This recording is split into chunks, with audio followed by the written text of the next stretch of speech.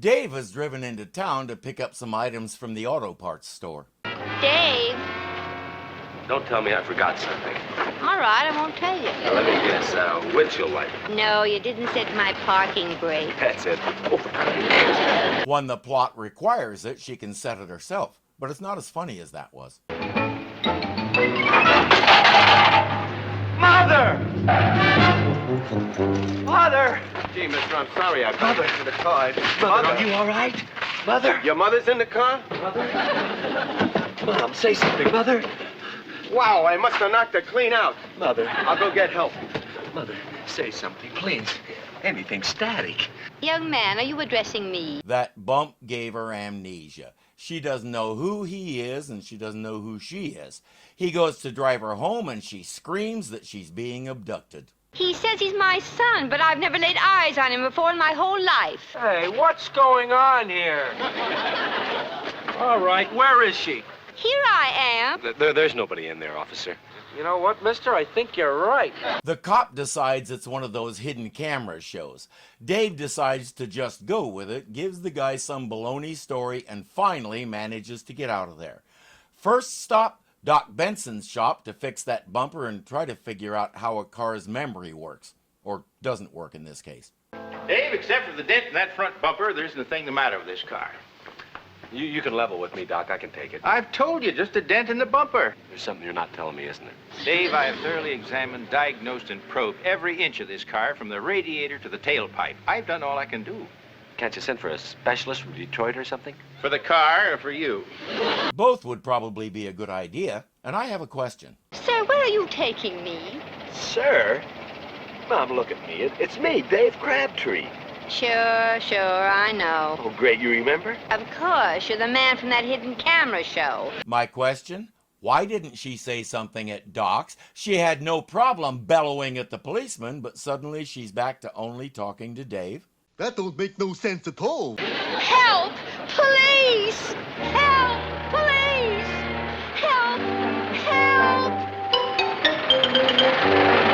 Hold on, back that up.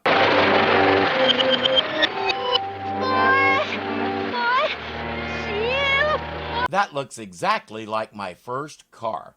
I'm no good with which year looked like what, but that's a Ford Falcon. I was the first one of my group to get a car, and that was it. My friends made fun of it until it was time to go somewhere and I had the keys. Then suddenly my car was okay. That thing took all the punishment I could give it and kept going, and I swear it had enough power to climb a tree. I came to love that car. It's cool seeing one again. Please forgive my little side trip into nostalgia there. He shows her photo albums, home movies, nothing works. We all know that all she needs is another hit to the bumper and she'll be fine. It'll take them the entire second act to get around to thinking of that, which is why we'll skip it. This episode isn't as bad as the last one, but it's a close second. Say, you know so much about me. What was my maiden name? Brown.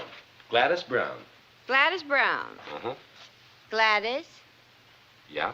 Brown? Yeah. Gladys Brown? Yes. No. It didn't spark her memory, but it does mark the first time we've actually heard her first name. So she's Gladys Brown Crabtree Porter. Or is it Gladys Brown Porter Crabtree? Or Gladys Porter Brown... Fight! Danville, fight! Fight! Danville, fight! Oskiwawa, Skittywawa, fight! Danville, fight! Come on, honey, let's do something. With a D.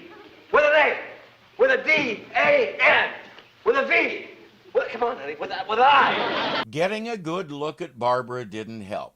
He told her they were cheerleaders together in high school, so maybe some of those cheers will bring her memory back. Now Mom and Barbara both think he's crazy, but at least Jerry Van Dyke got to do a little goofing.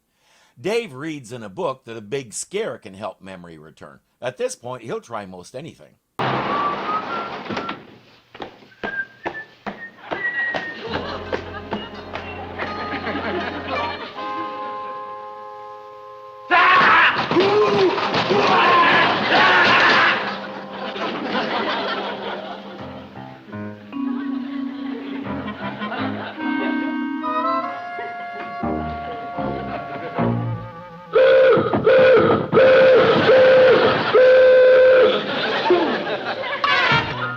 wonder what that did to his memory.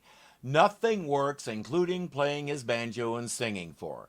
Yes, it's fun to watch, and no, it's not enough to save the episode. She finally gets the idea of another bump on the bumper. Dave isn't sure he can bring himself to do it. Okay, my brake is set. Let me have it. Remember what I said about her parking brake? Yeah. After a lot of hesitation, he goes for it. And no, I'm not asking where he got a tow truck or why.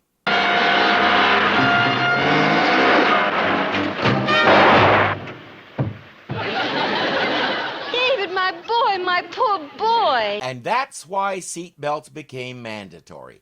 A bump on his head restored her memory. It makes sense. Seeing him hurt is going to trigger every mother's synapse in her brain. It's enough trauma to bring her back. She refuses to be towed, so she tows the tow truck back to town while Dave tells her all the things she did while she had amnesia. In the epilogue, that cop pulls him over to bend his ear with tales of how his TV career is going to take off any time now. These are the jokes, folks. This show put a straitjacket on Jerry Van Dyke. He gets almost no opportunities to pull out his best work. As I've pondered it and read your comments on the subject, I've come to the conclusion that he wouldn't have made a good Gilligan for one real reason. He's too tall. At 5'8", Bob Denver was even half an inch shorter than Tina Louise, who played Ginger. He had to look up, literally, to most of the cast. Jerry Van Dyke was 5'10", which put him at eye level or better with everybody except the skipper. Part of what made the Gilligan character was the fact that he was the little guy who always tried so hard and it just never worked out. We couldn't have had that with Jerry Van Dyke. So yeah, he was right to pass up that job. But surely there had to be something out there for him better than this.